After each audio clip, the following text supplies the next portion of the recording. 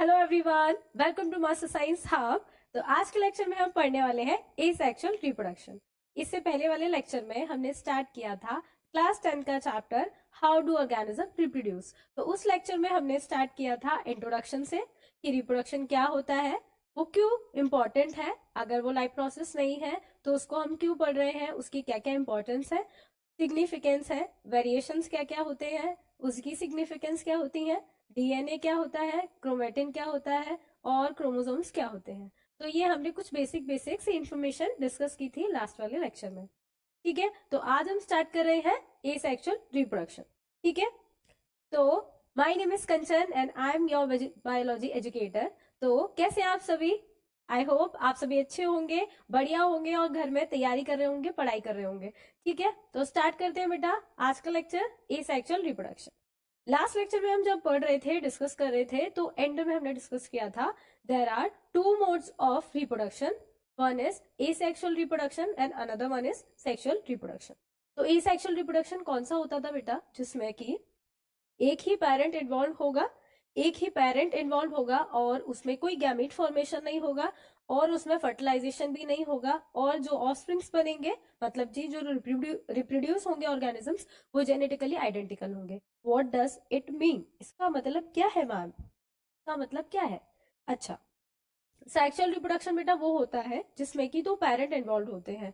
Male parent जिसको हम father बोलते हैं, फीमेल पेरेंट जिसको कि हम मदर बोलते हैं। ठीक है, दो पेरेंट इन्वॉल्व होंगे और बेटा उनमें गैमीट्स बनेंगे। जैसे कि बेटा हमारी बॉडी में कई सारे सेल्स स्पेशलाइज्ड हैं।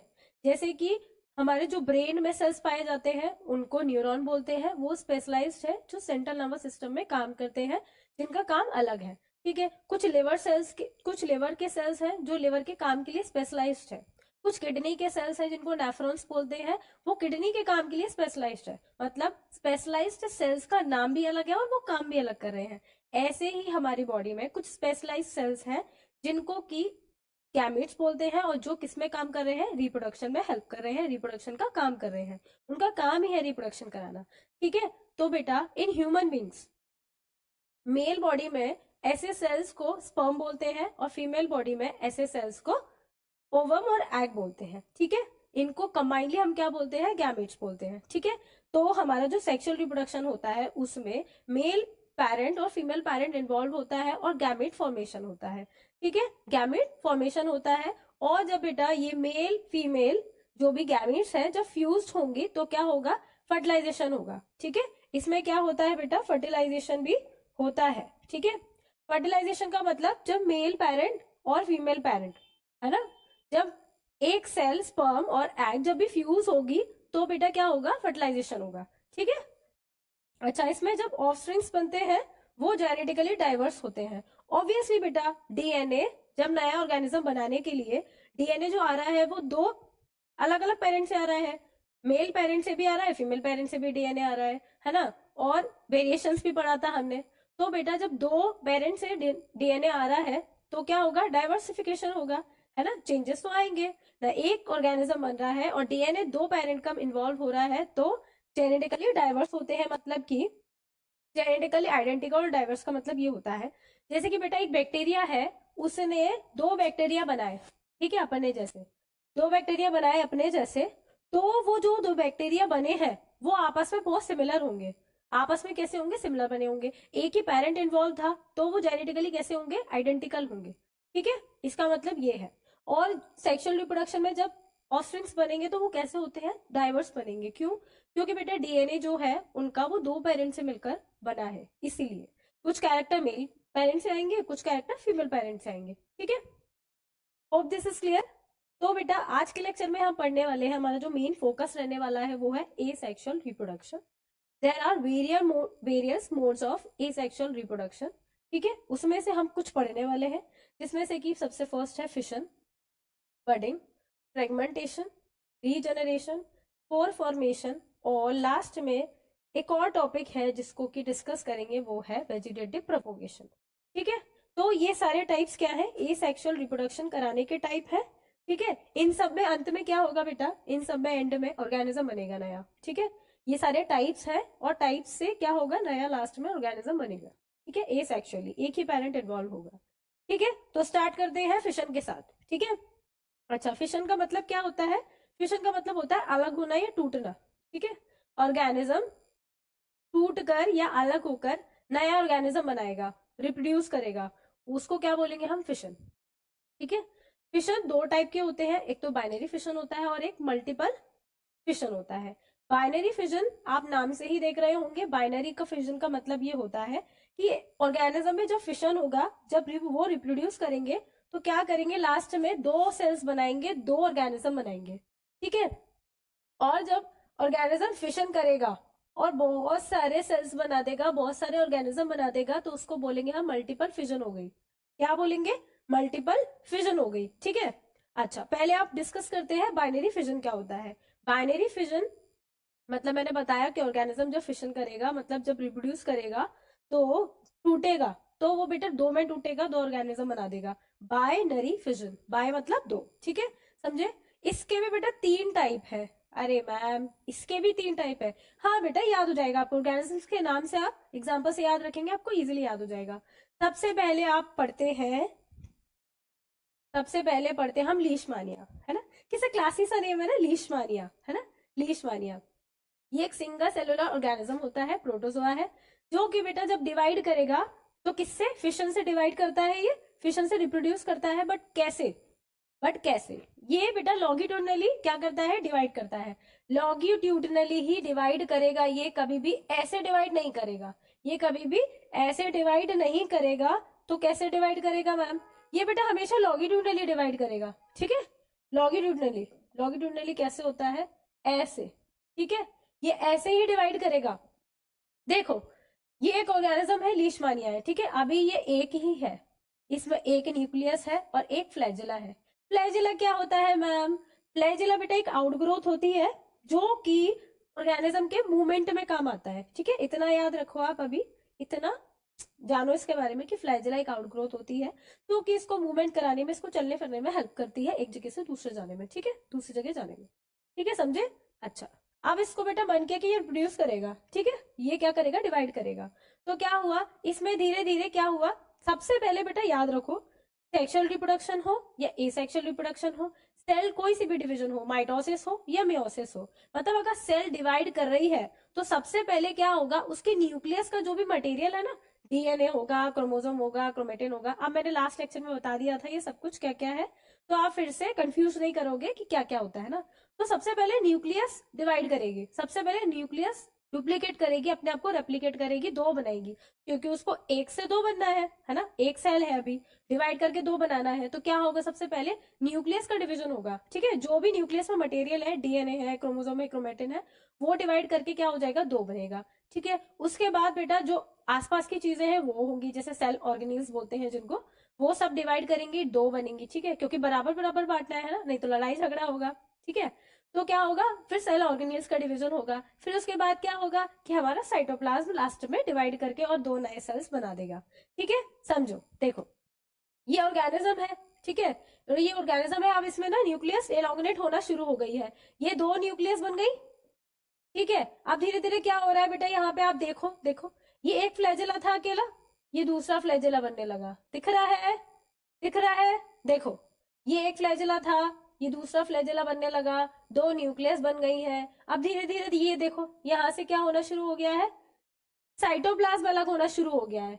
तो ये कैसे में हो रहा है? लॉन्गिट्यूडनली ही तो हो रहा है ना? लॉन्गिट्यूडनली ही तो हो रहा है। हमारा जो साइटोप्लाज्म है वो कैसे डिवाइड कर रहा है? लॉन्गिट्यूडनली डिवाइड कर रहा है। किसमें? लीशमानिया में। लीशमानिया is a single cellular organism, protozoa. ठीक है, और उसमें कैसा डिवीजन होता है? लॉन्गिट्यूडनली फिशन होता है, बाइनरी फिशन। ठीक है, तो लास्ट में क्या बनेंगे? दो लीशमानिया, एक लीशमानिया डिवाइड करेगा तो दो लीशमानिया बना देगा, क्योंकि ये बाइनरी फिशन है। ठीक है, समझ में आ रहा है मैम क्या बोल रही है? समझ में आ रहा है? अच्छा, मैम ने बोला पहले अभी कि पहले न्यूक्लियस डिवाइड करेगी, तो न्यूक्लियस डिवाइड करने को बोलते हैं कैरियोकाइनेसिस। उसके बाद हमारा साइटोप्लाज्म डिवाइड करेगा, तो उसको बोलेंगे साइटोकाइनेसिस। काइनेसिस मतलब डिवीजन होना, अलग होना। ठीक है, तो पहले क्या होगा? कैरियोकाइनेसिस, फॉलोड बाय लास्ट में क्या होगा? साइटोकाइनेसिस। ठीक है, समझ रहे हैं? अच्छा, लॉन्गिट्यूडनली हमने देख लिया। अब बेटा आपके जो एनसीईआरटी है, आपके बुक में दे रखा है इरेगुलर और लॉन्गिट्यूडनल, पर ट्रांसवर्स भी देख लेते हैं, जान लेंगे तो कुछ घट नहीं रहा है। करेक्ट। ट्रांसवर्स में क्या होता है, पैरामीशियम है एक ऑर्गेनिज्म, ठीक है, उसमें क्या होता है, डिवीजन होता है तो वो ट्रांसवर्सली होता है, उसमें लॉन्गिट्यूडनली नहीं हो सकता। जैसे कि देखो एक ये एक ऑर्गेनिज्म है, ठीक है, ये एक ऑर्गेनिज्म है, क्या है नाम इसका, पैरामीशियम, ठीक है। जब बेटा इसका मन होगा रिप्रोडक्शन करने का, ये रिप्रोड्यूस करेगा, तो ये क्या करेगा, ये ऐसे ये ऐसे डिवाइड करेगा, ये ऐसे डिवाइड करेगा ट्रांसवर्सली, ठीक है। इसके केस में ये नहीं है कि ये लॉन्गिट्यूडनली डिवाइड कर देगा, ठीक है, लॉन्गिट्यूडनली डिवाइड कर देगा, ऐसे नहीं हो सकता, ठीक है, ऐसे नहीं हो सकता। तो ये कैसे करेगा, ट्रांसवर्सली कर लेगा, ठीक है। ये इसका एग्जाम्पल है, तो ये क्या बना देगा, दो पैरामीशियम बना देगा, ठीक है। क्यों बना देगा दो पैरामीशियम, क्योंकि बाइनरी फिजन है मैम, दो ही तो बनेंगे, दो ही तो बनेंगे, समझ रहे हैं क्या, ठीक है। अब हमने क्या पढ़ा कि लीशमानिया ऐसा ऑर्गेनिज्म है जिसमें लॉन्गिट्यूडनली बाइनरी फिशन होती है, ठीक है, और पैरामीशियम ऐसा ऑर्गेनिज्म है जिसमें ट्रांसवर्सली फिशन होती है, ठीक है, ठीक है, ट्रांसवर्स बाइनरी फिजन। एक रह गया हमारा इरेगुलर बाइनरी फिजन। लेकिन बेटा अमीबा के केस में ऐसा नहीं है कि मैं तो लॉन्गिट्यूडनली ही डिवाइड करूंगा, मैं तो ट्रांसवर्सली ही डिवाइड करूंगा। अमीबा कहता है जब मेरा मन होगा, जैसे मेरा मन होगा मैं वैसे डिवाइड करूंगा, इरेगुलरली डिवाइड, ठीक है। अगर इसका मन हुआ बेटा तो ये ऐसे डिवाइड कर जाएगा, ठीक है, अगर इसका मन हुआ तो ये ऐसे डिवाइड करेगा, इसका मन हुआ ये ऐसे डिवाइड करेगा, इसका मन हुआ ये ऐसे डिवाइड करेगा, एंड सो ऑन, ठीक है। पर लास्ट में बनेगा क्या, दो अमीबा ही बनेंगे, एक अमीबा दो अमीबा ही बनाएगा, ठीक है, एक अमीबा दो अमीबा ही बनाएगा, बाइनरी फिजन है क्योंकि। लेकिन बेटा इसका कोई फिक्स नहीं है कि ये लंबे में डिवाइड डिवाइड करेगा या ट्रांसवर्सली डिवाइड करेगा, ठीक है। तो क्या पहले बेटा वही है ना, सेम माइटोसिस मियोसिस या कोई भी रिप्रोडक्शन हो, तो उसमें जब सेल डिवाइड करेगी तो सबसे पहले क्या होता है, न्यूक्लियस डिवाइड करती है, सबसे पहले न्यूक्लियस एलोंगनेट हुई हमारी, तो न्यूक्लियस दो न्यूक्लियस बन गई, ठीक है। उसके बाद बेटा साइटोप्लाज्म डिवाइड करेगा, ठीक है, साइटोप्लाज्म डिवाइड किया तो क्या बन गया, हमारे दो अमीबा बन गए, क्या हुआ, इरेगुलर बाइनरी फिशन हो गई, ठीक है, समझे। बाइनरी फिजन क्या होता है, ऑर्गेनिज्म टूटकर नया ऑर्गेनिज्म बना रहा है, अलग होकर नया ऑर्गेनिज्म बना रहा है, और उसमें एक ऑर्गेनिज्म दो ऑर्गेनिज्म बना देता है एट द एंड, ठीक है। उसमें भी तीन टाइप के, लॉन्गिट्यूडनली हमारा लीशमानिया है ना, क्लासिस का नेम, लीशमानिया हमारा लॉन्गिट्यूडनली ही डिवाइड करेगा, पैरामीशियम हमारा ट्रांसवर्सली ही करेगा। एक एक एग्जाम्पल याद रखेंगे, इनफ है, ठीक है। और बेटा इसमें क्या होता है, इरेगुलर, लेकिन अमीबा क्या है, वो तो उसका मन करेगा वो वैसे डिवाइड करेगा, इरेगुलर, ठीक है, जैसे मन उसका मन करेगा वो वैसे डिवीजन करेगा। तो इरेगुलर किसमें होती है, बाइनरी फिशन अमीबा में होती है, ठीक है, इतना याद रखेंगे। अच्छा, जब बेटा फिशन होती थी तो लास्ट में दो ऑर्गेनिज्म बन रहे थे तो बाइनरी फिशन हो रही थी, बट एक मैंने अभी बोला था कि ऑर्गेनिज्म जब डिवाइड करेगा तो मल्टीपल सेल्स बना देगा, मल्टीपल ऑर्गेनिजम्स बना देगा, तो उसको बोलते हैं मल्टीपल फिजन। इसका एग्जाम्पल देखो बेटा, इसका एग्जाम्पल है, ये देखो यूक्लेना में बाइनरी फिजन हो रही है लॉन्गिट्यूडनली, ये भी इसका एग्जांपल है, बट आप लीशमानी याद रखेंगे क्योंकि आपके एनसीईआरटी में उसको थोड़ा डिटेल में दिया है। मल्टीपल फिजन प्लाज्मोडियम में देखा गया है।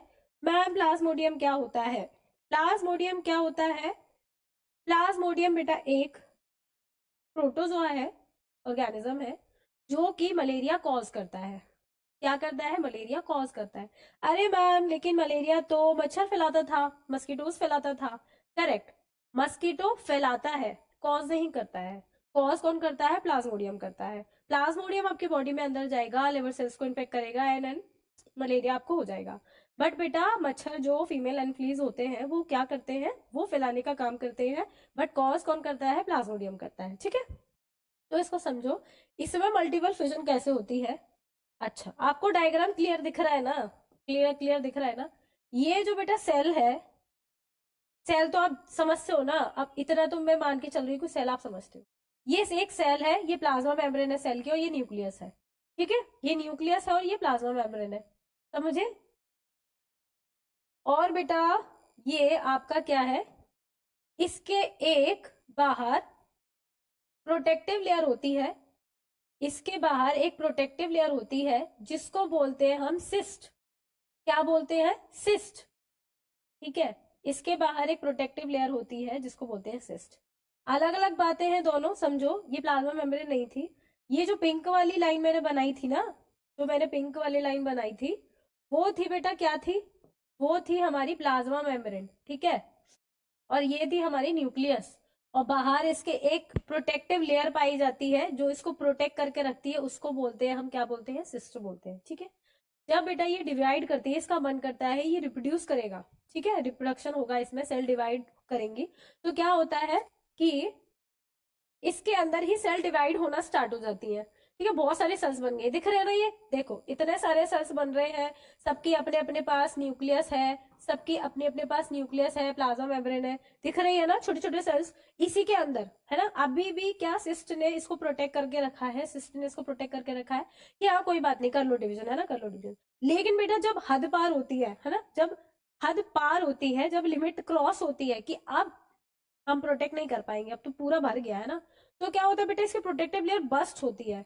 इसकी प्रोटेक्टिव लेयर बस्ट होगी तो जो सारे सेल्स हैं वो बाहर आ जाएंगे। ठीक है, सारे सेल्स बाहर आ जाएंगे, और जैसे इस सेल ने बिहेव किया था वैसे वो सारे सेल्स बिहेव करने लगेंगे और उनमें भी मल्टीपल फ्यूजन होने लगेगा। तो सोचो सोचो सोचो कि इसमें कितने सारे सेल्स बन जाएंगे।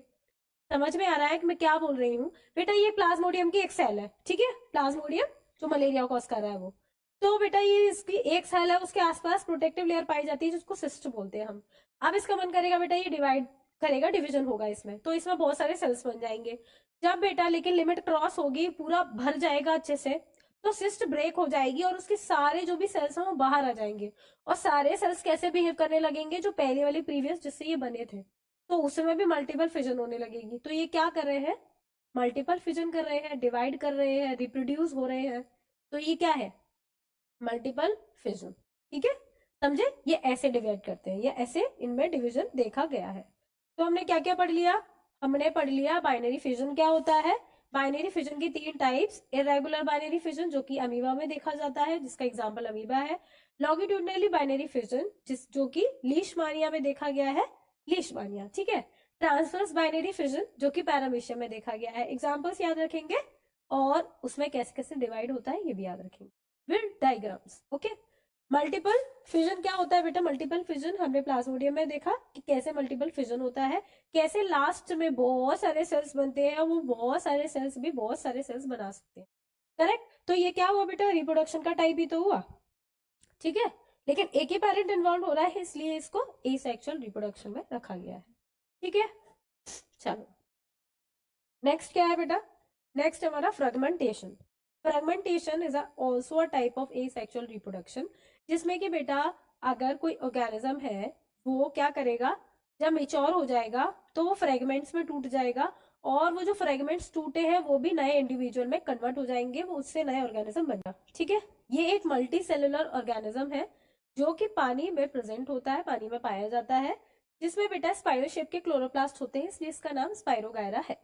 ये फ्रेगमेंटेशन से रिप्रोडक्शन करते हैं। कैसे? देखो, जब बेटा ये मेच्योर हो जाएगा ना, ये बड़ा हो जाएगा, तो इसका मन करेगा ये रिप्रोडक्शन करने का। ठीक है, ये क्या करेगा? रिप्रोड्यूस करेगा। जब ये मेच्योर हो जाएगा, बड़ा हो जाएगा, तो बेटा ये फ्रेगमेंट्स में तोड़ देगा, खुद को फ्रेगमेंट्स में तोड़ देगा, और वो जो फ्रेगमेंट्स थे वो भी नया इंडिविजुअल बन जाएंगे, नए स्पाइरोगायरा में कन्वर्ट हो जाएंगे। तो ये क्या हो गया?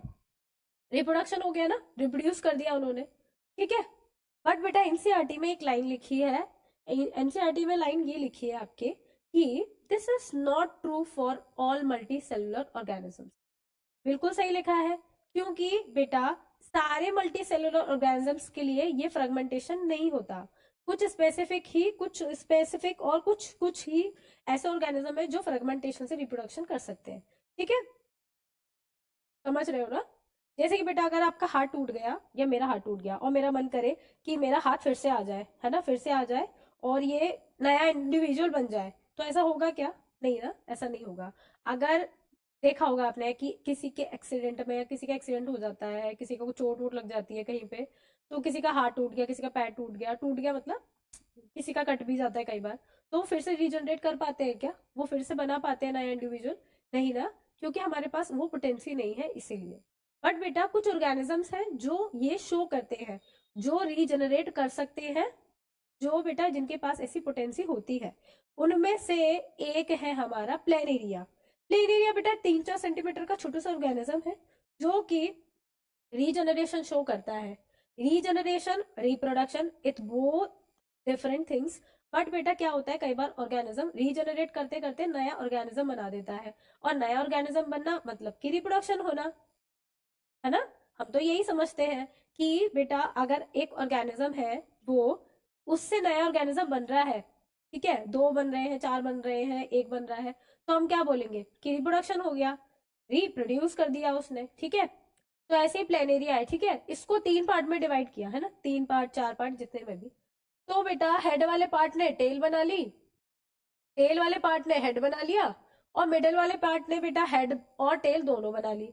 तो हमारे पास एक प्लेनेरिया था, और लास्ट में हमें 3 प्लेनेरिया मिल गए। तो क्या हुआ, रीजनरेट करते करते क्या हो गया, रिप्रोडक्शन हो गया, ठीक है।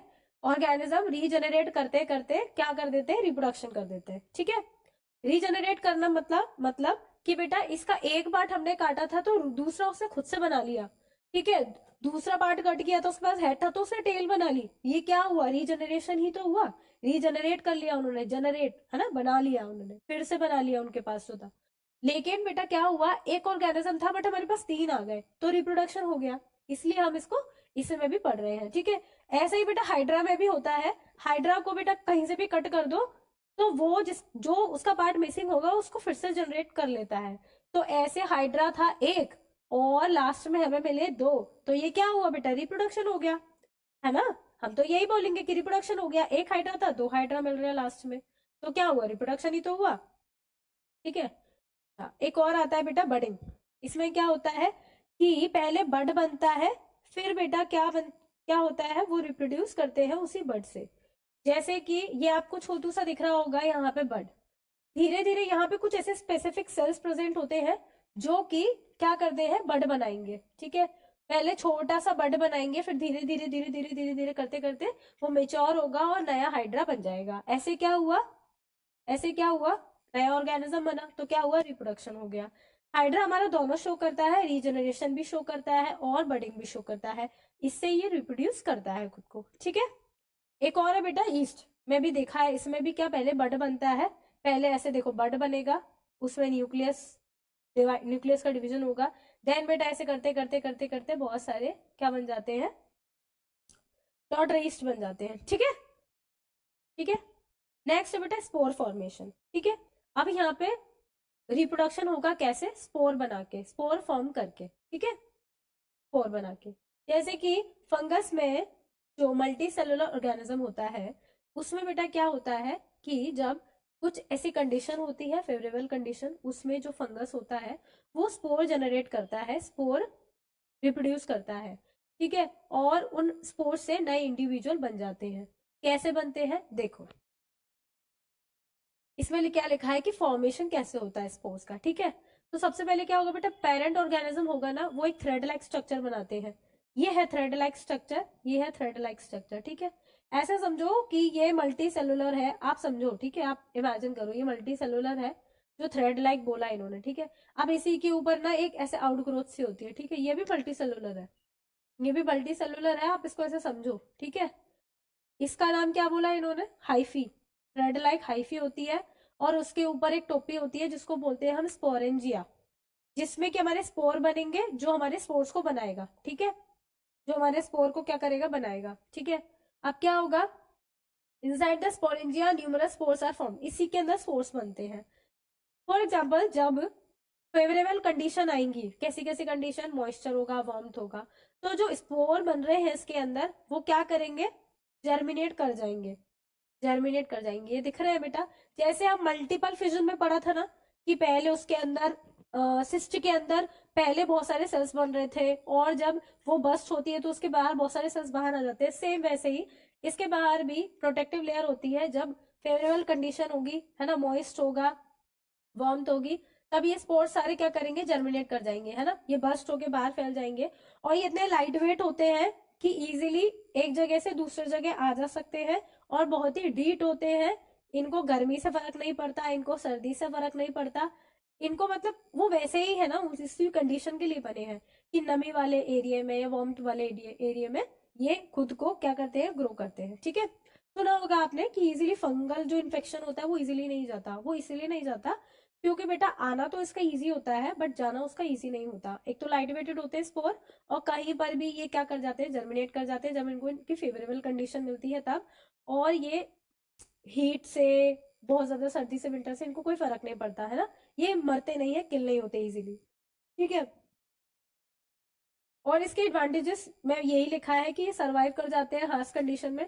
ठीक है, और इनका वाइड डिस्पर्जल, फैलना आसान होता है क्योंकि लाइट वेटेड होते हैं। रैपिड पॉपुलेशन ग्रोथ, क्योंकि एक में इतने सारे स्पोर्स बनेंगे और हर स्पोर एक नया ऑर्गेनिज्म बना के तैयार कर देगा। ठीक है, तो इनका रिप्रोडक्शन इजी होता है। Number of spores are produce, ensuring species survival despite losses. समझे? तो हमने इस सेक्सुअल रिप्रोडक्शन में क्या क्या पढ़ लिया? हमने पढ़ लिया फिशन, ठीक है, उसके भी दो टाइप, बाइनरी और मल्टीपल। हमने रीजनरेशन पढ़ लिया, बडिंग पढ़ लिया, फ्रेगमेंटेशन पढ़ लिया, ठीक है, स्पोर फॉर्मेशन पढ़ लिया। अब लास्ट में एक टॉपिक है वेजिटेटिव प्रोपोगेशन। ठीक है, प्लांट्स में एसेक्सुअल रिप्रोडक्शन भी होता है और सेक्सुअल रिप्रोडक्शन भी होता है। जो पार्ट सेक्सुअल रिप्रोडक्शन में पार्टिसिपेट करते हैं उनको बोलते हैं रिप्रोडक्टिव पार्ट, और जो पार्ट प्लांट्स के एसेक्सुअल रिप्रोडक्शन में हेल्प करते हैं उनको बोलते हैं वेजिटेटिव पार्ट्स। ठीक है, तो ऐसे पार्ट्स, वेजिटेटिव पार्ट से जो रिप्रोडक्शन होगा उनको बोलते हैं वेजिटेटिव प्रोपोगेशन। ठीक है, प्लांट्स में कुछ ऐसे पार्ट्स होते हैं जो वेजिटेटिव प्रोपोगेशन शो करते हैं, जैसे कि बेटा स्टेम, जैसे कि बेटा रूट, जैसे कि लीव्स। ठीक है, जैसे बेटा स्टेम में देखो ये आलू है, आलू क्या है, it is a modification of stem. ठीक है, ये मॉडिफिकेशन रूप है किसका, स्टेम का। It is a sweet potato, ये it is a modification form of root. ठीक है, एंड ये ब्रायोफिलम देख रही है, ब्रायोफिलम की लीफ है, इसमें देखो लास्ट में छोटे छोटे से ये क्या ग्रो कर रहे हैं, पूरा पूरा एक छोटा छोटा सा प्लांट। ठीक है, और अगर इनसे नया प्लांट भी बन सकता है, इसको अगर आप सॉइल में नीचे अच्छे से उसको पानी वानी दोगे और लगा दोगे तो बेटा इससे नया नया प्लांट जर्मिनेट हो सकता है, नया नया प्लांट बन सकता है। तो क्या है, इसको बोलते हैं वेजिटेटिव प्रोपोगेशन।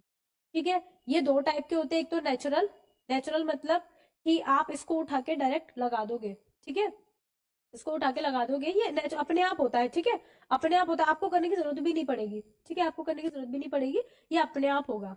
ठीक है, और एक होता है आर्टिफिशियल वेजिटेटिव प्रोपोगेशन, इसमें आपको थोड़ी सी मेहनत करनी पड़ती है, जैसे कि कटिंग, लेयरिंग, ग्राफ्टिंग और क्या, टिश्यू कल्चर।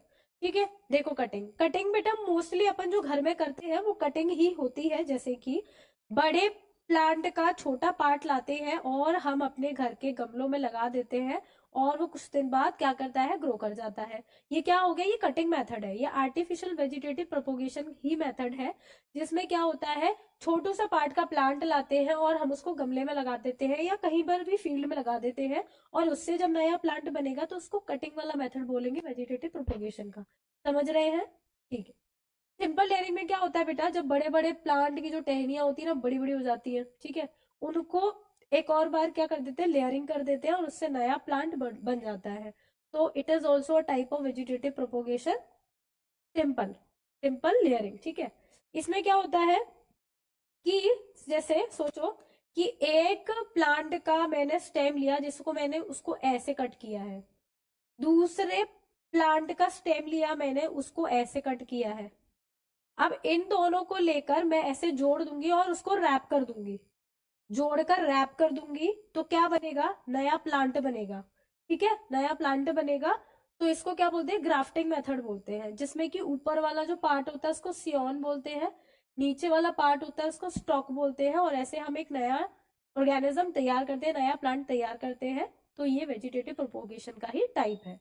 ठीक है, एक और मेथड होता है बेटा जिसे बोलते हैं tissue culture, plant tissue culture. Plant tissue culture में क्या होता है, टिश्यू जो आप जानते हैं, टिश्यू क्या होता है, ग्रुप ऑफ सेल्स। ठीक है, ग्रुप ऑफ सेल्स जिनके पास कोई स्पेसिफिक फंक्शन परफॉर्म करने के लिए काम है। ठीक है, तो क्या होता है कि एक तो प्लांट के पास ना कुछ स्पेशल पावर होती है जिसको बोलते हैं कि टोटीपोटेंसी। इनके हर पार्ट में और हर सेल्स में ऐसी पावर होती है, ऐसी पोटेंसी होती है कि ये नया ऑर्गेनिज्म बना सकते हैं। ठीक है, समझ रहे हैं? ऐसी हमारे पास नहीं होती। हमारे पास ऐसी पावर नहीं है, ऐसी कोई भी पावर नहीं है, ऐसी कोई भी जादू पावर नहीं है कि हम खुद से नया इंडिविजुअल बना सके। बट प्लांट्स के पास ऐसी पावर होती है कि बेटा वो नया इंडिविजुअल तैयार कर सकते हैं, ठीक है। उनके हर सेल से एक नया ऑर्गेनिज्म बन सकता है। तो क्या होता है, जैसे कि बेटा एग्जांपल दिखाया है लीफ का, ऐसे रूट के साथ भी कर सकते हैं और शूट के साथ भी कर सकते हैं। तो लीफ की बेटा छोटे छोटे से पार्ट्स कर दिए और उनको खाना दे दिया, मीडिया दे दिया, ठीक है। इस लैंग्वेज में, साइंस की लैंग्वेज में उसको बोलेंगे मीडिया दे दिया। मीडिया मतलब उसको खाना दे दिया, प्रॉपर न्यूट्रिशन दे दिया उसको, सब कुछ दे दिया जो उसको चाहिए था। फिर क्या देखते हैं हम कि कुछ टाइम बाद ये ग्रो करना स्टार्ट करेंगे, ठीक है। ग्रो करना स्टार्ट कर देंगे और छोटे छोटे से क्या बना देंगे, प्लांट्स बना देंगे, बेबी प्लांट्स बना देंगे। अब इन बेबी प्लांट्स को हम क्या फील्ड में लगा सकते हैं, अपने गमलों में लगा सकते हैं और उसको क्या कर सकते हैं, ग्रो करा सकते हैं, ठीक है। उनको क्या करा सकते हैं, ग्रो करा सकते हैं। तो अल्टीमेटली क्या हुआ, मैंने तो लीफ का पार्ट लिया था, बट लास्ट में मुझे क्या मिला, लास्ट में मुझे क्या मिला, प्लांट बनाने को मिल गया। प्लांट बना लिया मैंने उससे, तो क्या हो गया, ये प्रोपोगेशन हो गया ना, वेजिटेटिव प्रोपोगेशन, नया इंडिविजुअल बन गया, रिप्रोडक्शन हो गया, ठीक है। तो इसके फायदे क्या है, क्यों कर रहे हैं हम आर्टिफिशियल, क्यों कर रहे हैं हम आर्टिफिशियल प्रोपोगेशन, है ना, वेजिटेटिव प्रोपोगेशन। क्योंकि बेटा plant grow faster than from seeds. जो नॉर्मल सीड से बनते हैं ना, उससे ज्यादा फास्ट ऐसे बन जाते हैं क्योंकि ये हमारे कंट्रोल में है, ठीक है। Offsprings are identical to the plant parent plant. हमें पता है कि किससे हमको क्या ग्रो कराना है, तो हमको पता है कि वो आइडेंटिकल ही बनेगा, है ना। एक ही पेरेंट इन्वॉल्व हो रहा है तो मोस्टली आइडेंटिकल ही बनेगा, ठीक है। It maintain good quality plant और डिजायरेबल ट्रेड्स के लिए करते हैं हम, क्योंकि जैसा मेरा मन होगा मैं उस प्लांट को ग्रो कर सकती हूँ। मुझे पता है कि गुड क्वालिटी का प्लांट है तो मैं उसी को ग्रो करूंगी, है ना, उसी को ग्रो करूंगी। ऐसे हम डिजायरेबल ट्रेड्स ला सकते हैं, अपने मनपसंद का पौधा उगाकर, अपने मनपसंद का प्लांट ग्रो करा के, ठीक है, ठीक है। डिसीज रेसिस्टेंट बना सकते हैं, ठीक है। और बेटर यील्ड के लिए भी हम ऐसे वेजिटेटिव प्रोपोगेशन करा सकते हैं आर्टिफिशियली, ठीक है। तो आज के लेक्चर में हमने क्या क्या पढ़ लिया, हमने आर्टिफिशियल, हमने एसेक्सुअल रिप्रोडक्शन पढ़ा, ठीक है, जिसमें कि हमने कुछ कुछ टाइप्स पढ़े, जैसे कि फिशन पढ़ा हमने, रीजनरेशन पढ़ा हमने, फ्रेगमेंटेशन पढ़ा, ठीक है, और स्पोर फॉर्मेशन, बडिंग पढ़ा हमने, वेजिटेटिव प्रोपोगेशन पढ़ा। तो हमारा जो एसेक्सुअल रिप्रोडक्शन का पार्ट था वो यहीं पे समाप्त होता है, खत्म होता है। नेक्स्ट लेक्चर में हम पढ़ेंगे सेक्सुअल रिप्रोडक्शन और रिप्रोडक्टिव हेल्थ, ठीक है। तो आई होप आपने लास्ट लेक्चर को भी पढ़ा होगा, देखा होगा, उसमें जो इन्फॉर्मेशन थी वो हमने डिस्कस की थी वो भी पढ़ी होगी। तो नेक्स्ट लेक्चर में हम डिस्कस करेंगे सेक्सुअल रिप्रोडक्शन और रिप्रोडक्टिव हेल्थ को, ठीक है। तो मिलते हैं नेक्स्ट लेक्चर में, तब तक के लिए stay tuned, follow for more, thank you.